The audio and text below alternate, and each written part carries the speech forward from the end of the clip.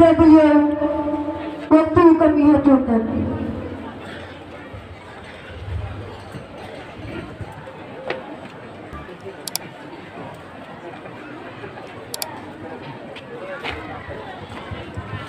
Bismillahirrahmanirrahim. Assalamualaikum warahmatullahi wabarakatuh. Alhamdulillah wa syukrulillah, wassalatu wassalamu ala maulana rasulillah wa ala alihi wa sahbihi wa man wala, wa la hawla wa la quwwata illa billah, amma ba'd. Al-Mukarramun, para alim ulama, para sesepuh, para tokoh pemuka masyarakat Kabupaten Lombok Timur yang sempat hadir pada kesempatan ini yang muliakan, Al-Mukarram, Sahibul Bait wa Sahibul Hajah, Tuan Guru Haji Zamharir Abdul Mannan yang muliakan, yang kita hormati, kita banggakan, sekaligus juga kita mohonkan kehadiran dan tausiahnya nanti Al-Mukarram Tuan Guru Kiai Haji Agus Fahmi dari Jawa Timur, segenap pengurus Nahdlatul Ulama Provinsi Nusa Tenggara Barat, dan juga pengurus Nahdlatul Ulama Kabupaten Lombok Timur, para pengurus pondok pesantren, pimpinan madrasah di lingkungan Pondok Pesantren Al-Mannan yang saya muliakan, para pejabat sipil TNI dan Polri hadir di sini, alhamdulillah, yang mewakili Pak Dandim, yang mewakili Pak Kapolres, Pak Camat, Pak Kapolsek, Pak Dan Ramil, anggota DPRD Kabupaten Lombok Timur, hadirin hadirat undangan yang mohon maaf yang tidak dapat sebut satu persatu. Kita bersyukur kehadirat Allah Subhanahu wa taala atas limpahan rahmat dan karunia-Nya. Doa kita sebagian dikabulkan oleh Allah Subhanahu wa taala. Allahumma barik lana fi Rajab wa Sya'ban wa balighna Ramadan. Hari ini kita di penghujung atau minggu terakhir bulan Rajab, dan segera akan memasuki bulan Sya'ban, dan insyaallah semoga Allah memberikan kesempatan kepada kita untuk berada pada bulan Ramadan yang akan datang. Amin ya rabbal alamin. Salawat dan salam semoga terlimpah kepada junjungan kita Nabi Allah Muhammad sallallahu alaihi wasallam, pada keluarga beliau, sahabat beliau, sampai dengan kita umatnya sekalian hingga akhir zaman. Hadirin hadirat yang berbahagia, yang pertama izinkan saya menyampaikan ucapan selamat tahniah kepada segenap warga Nahdlatul Ulama yang hadir pada kesempatan ini.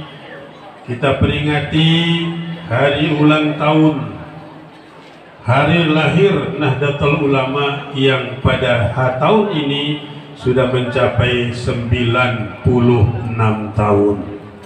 4 tahun lagi akan memasuki 1 abad, dan mudah-mudahan kita masih hadir pada peringatan 1 abadnya nanti insya Allah. Yang kedua, selamat juga kepada Pondok Pesantren baginya ke Al-Mannan, baginya ke yang haul ke-26, juga banyak sekali di sini haul. Al-Maghfurlah Kiai Haji Abdul Rahman Wahid wafat sudah 12 tahun, Tuan Guru Haji Jamaluddin 97 tahun, Tuan Guru Haji Abdul Mannan 34 tahun, dan Tuan Guru Haji Muhammad Lutfi Abdul Mannan yang ke-14. Semua itu muaranya di tanah suci Makkah dan Madinah Al-Munawwarah. Mengapa saya katakan semua muaranya, asal usulnya semangat kebangkitan Islam itu dimulai dari tanah suci Makkah dan Madinah. Muhammadiyah didirikan oleh Muhammad Darwis yang kita kenal dengan sekarang Ki Haji Muhammad Dahlan. Muhammadiyah itu didirikan setelah beliau mengaji di Tanah Suci, kembali ke Yogyakarta mendirikan Muhammadiyah.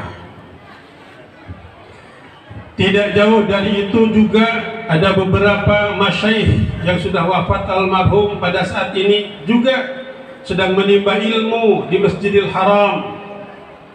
Antara lain Kiai Haji Muhammad Zainuddin Abdul Majid tahun 1937 mendirikan Nahdlatul Wathon. Lalu kemudian kembali ke tanah air juga pendiri Nahdlatul Ulama.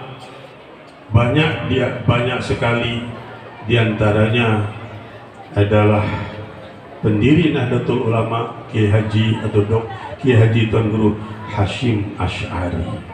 Semuanya bermula dari Tanah Suci ke tanah air. Demikian juga dengan halnya Tuan Guru Haji Jamaluddin yang berputra 4 orang. Yang pertama adalah Tuan Guru Khalil, kedua Tuan Guru Haji Abdul Mannan, ketiga Tuan Guru Jamaluddin, keempat Tuan Guru Sahabuddin.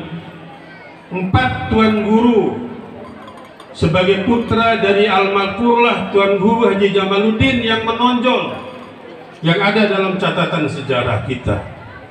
Di antara ketiga putra beliau itulah yang paling banyak menghasilkan Tuan Guru adalah Tuan Guru Haji Abdul Mannan, yang sekarang kita peringati haulnya ke-34 tahun. Tuan Guru Haji Abdul Mannan melahirkan tokoh-tokoh besar di Lombok Timur dan di Nusa Tenggara Barat ini, khususnya di Pulau Lombok. Yang pertama Tuan Guru Muhammad Husni dengan as-sunnahnya. Sekarang turun putra beliau setelah beliau wafat, Tuan Guru Abdullah, Ustadz Abdullah. Dan tadi disinggung menantu dari Tuan Guru Husni itu adalah Ustadz Mizan. Memang betul beliau bukan keturunan langsung dari Abdul Mannan, tetapi beliau adalah menantu dari Tuan Guru Muhammad Husni, ipar dari Tuan Guru Abdullah. Di bawah Tuan Guru Husni ada Tuan Guru Manar, Abdul Manar. Tuan Guru Husni mendirikan pondok pesantren As-Sunnah besar, 2.700 orang sekarang muridnya, 270 orang gurunya, bahkan lebih banyak dari itu. Di sebelahnya ada Tuan Guru Manar, juga pondok pesantren ada di situ. Sudah ada 3 cabangnya di Kabupaten Lombok Timur dengan jumlah guru dan murid juga sebagian sudah cukup banyak. Alhamdulillahirabbil alamin. Yang ketiga adalah Tuan Guru Muhammad Lutfi Abdul Mannan. Tuan Guru Husni, Tuan Guru Manar, Tuan Guru Lutfi juga ya. Tuan Guru Lutfi baru Tuan Guru Manar. Dari Tuan Guru Lutfi itulah turun sekarang ini menjadi Tuan Guru Zamharir Abdul Mannan. Jadi saya sebut 4-4-nya, tidak hanya satu saja, supaya kita tahu bahwa di balik kebesaran ilmu Tuan Guru Mannan itu melahirkan berbagai macam faham aliran dalam ajaran agama Islam. Semuanya syahadatnya sama, Qurannya sama, kiblatnya sama, semuanya sama, kecuali tata cara beribadahnya yang berbeda. Betul? Bapak Ibu sekalian, saya ingin cerita.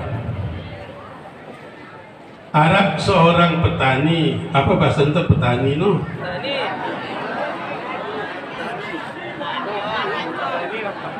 Dengan si pegawai lebangket bilah gitu. Ada seorang petani punya sapi, diikatnya sapi itu malam. Kemudian datang ke kelem, malam datang, sampai ini lepasna, si ngelepas ya, tusela ngelepas ya. Tahu dah tusela? Tuh tusela endang bunga ngelepas ya. Lepas sampai ini, lalu dia ke kebun si A, si B, merusak tanaman yang ada di kebun itu, injek-injeknya jagung dengan injek-injeknya kacang dengan selapuk, langsuna bawang merah seda selapukna. Lalu tentu petani yang punya lahan pertanian itu siri,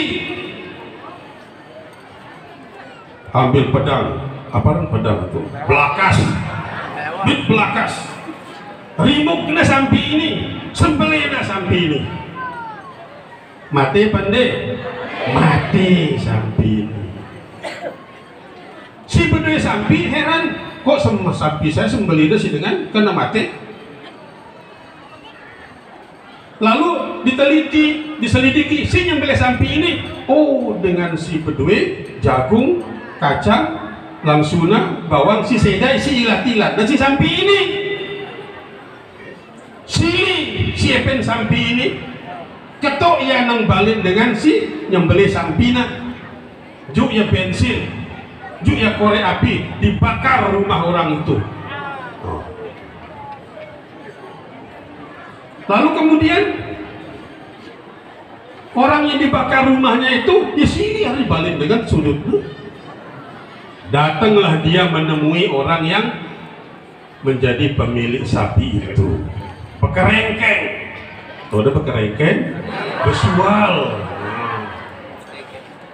Lama-lama bekerengkeng, besual, turun, berdamai jadilah. Terus mereka saling berketuan. Apa sumber perkara ini? Si punya sampi muni, enggak ku tahu. Yang punya lahan juga mengatakan, enggak saya tahu. Siapa sumber perkaranya ini? Oleh karena itu mereka sepakat sumber perkara yang menyebabkan sampi itu lepas, yang menyebabkan sampi itu ngilat-ngilat lahan, yang menyebabkan rumah orang dibakar dan sebagainya itu adalah tusela, hantu ada Nino. Ya, yang menyebabkan kita menjadi heboh sekarang ini. Perkaranya tidak begitu besar. Ada pendirian masjid diprotes oleh masyarakat, pemerintah menyelesaikan, selesai. Harap dengan Malik Milina melanjutkan pembangunan masjid itu, di masyarakatnya marah, pemerintah turun tangan, selesai. Tapi yang tidak bisa diturun tangani oleh pemerintah itu adalah rekayasa potongan video yang disebarkan oleh orang tertentu dengan maksud yang tidak kita ketahui, menyebar ke sana kemari.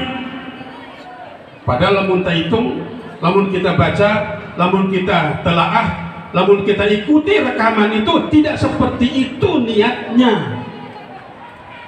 Tadi ini temuni balik deh, wasida pada nauk kan gitu deh.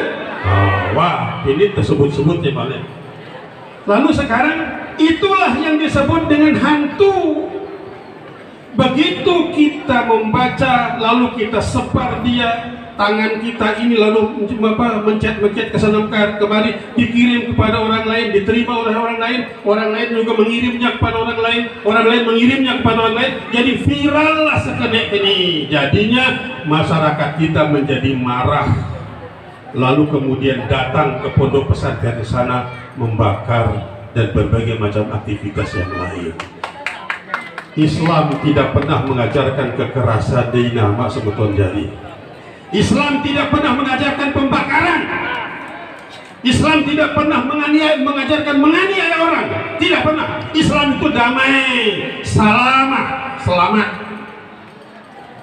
Orang Islam yang baik itu adalah yang bisa menjadikan orang lain selamat dari lisannya, dari mulutnya, dari tangannya, dari perbuatannya. Semua orang menjadi selamat. Itulah umat Islam yang baik. Betul apa tidak? Walaupun masih ada dengan Islam menganiaya dengan bukan Islam yang baik. Walaupun masih ada dengan Islam membakar pondok pesantren, bukan Islam yang baik. Itu salah paham. Karena apa? karena terpengaruh oleh tusela si beru ino. Tusela mempengaruhi kita, hantu yang mempengaruhi kita. Oleh karena itu saya menghimbau kepada kita semua warga Nahdlatul Ulama, jangan cepat terpengaruh oleh isu-isu yang barangkali memang sengaja dibuat oleh orang untuk ukhuwah Islamiyah kita menjadi retak, menjadi rusak. Karena itu tolong hati-hati dengan tangan ini.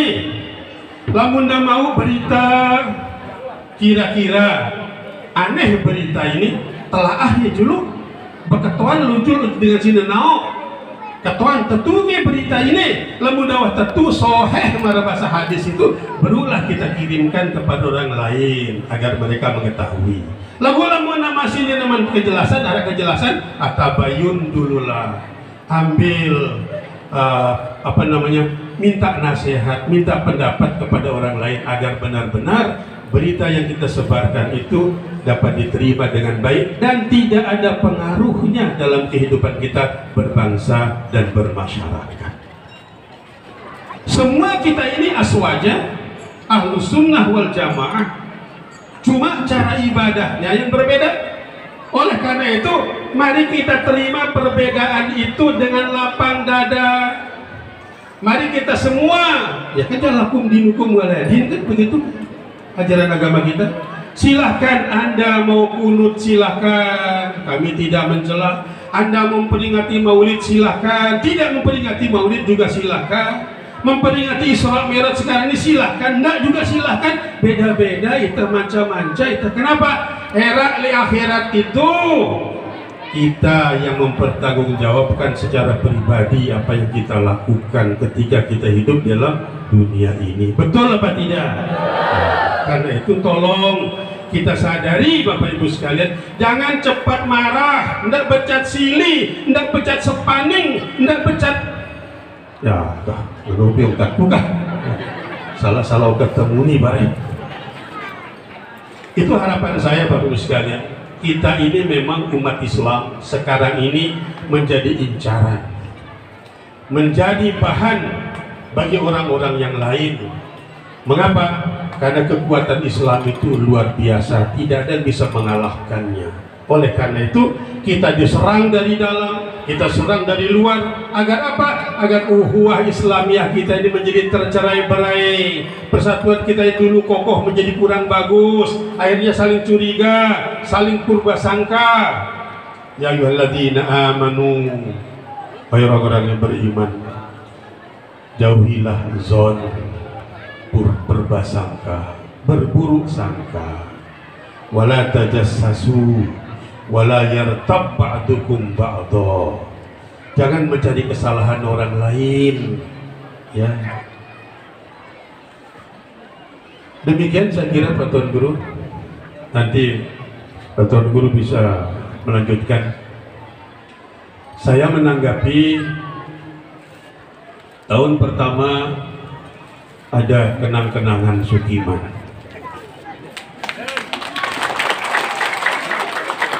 Betul, Tuan Guru lah. Itu sebel berjanji. Sebab orang yang berjanji kalau tidak ditepati itu ciri-ciri munafik namanya. Tapi insya Allah masih kari balu itu olas bulan Sukiman dengan Rumaksi ini akan menjabat Bupati Lombok Timur, Wakil Bupati Lombok Timur. Sampai dengan bulan September 2023 masih ada 2 APBD lagi. Ini Pak anggota DPR no? Pak Abror. Nah, jangan salahkan Bupati baru kalau Pak Abror tidak ngomong. Karena yang mengatur anggaran itu Pak Abror. Ada anggota DPR juga Pak Tanwir dengan ibunya anggota DPR. Kerjasama antara eksekutif dan legislatif itulah nanti yang insya Allah akan membuahkan hasil yang optimal. Namun mohon maaf Tuan Guru, akibat dari COVID-19 ini sekarang kita ini reko pusing, istilahnya reko pusing yang membuat kita pusing. Hari ini terkonfirmasi masyarakat Lombok Timur sebanyak 86 orang yang terkena Omikron.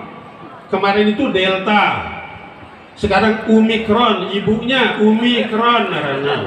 Inana datang, jemaah omnya pamannya Omikron datang balik.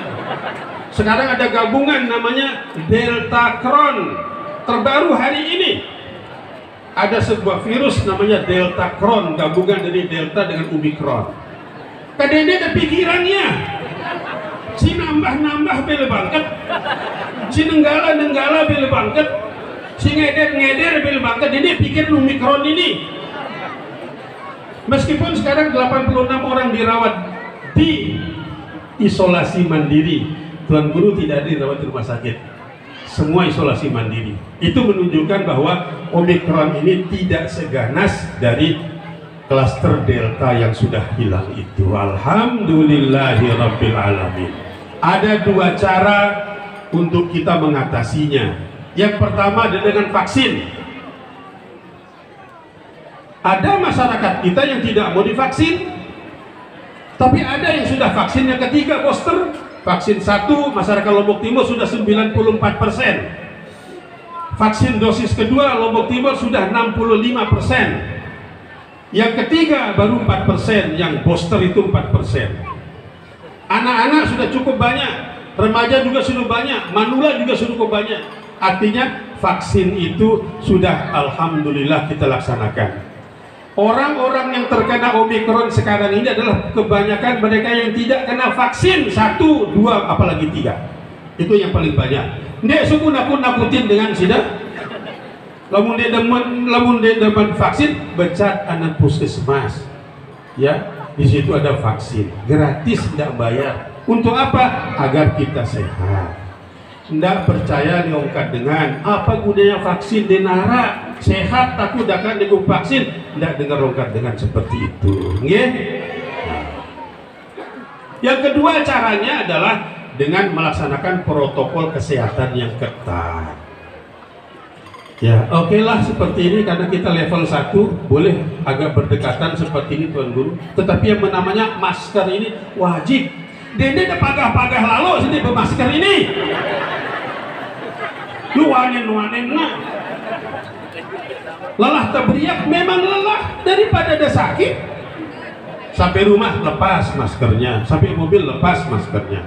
Ketika kita bersama-sama dengan orang banyak seperti ini, gunakan masker itu untuk melindungi diri kita, melindungi orang lain agar kita tidak terkonfirmasi dengan virus yang sekarang ini sedang bergentayangan di udara kita ini.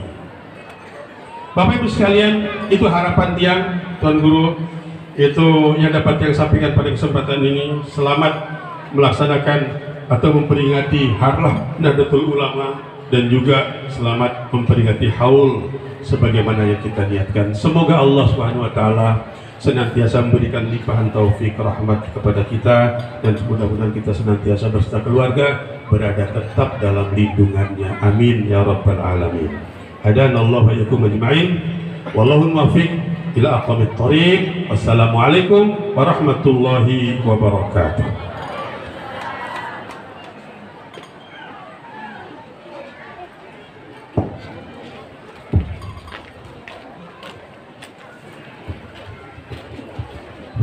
Okay, Sister, from running from the region of Islam Bagwadi,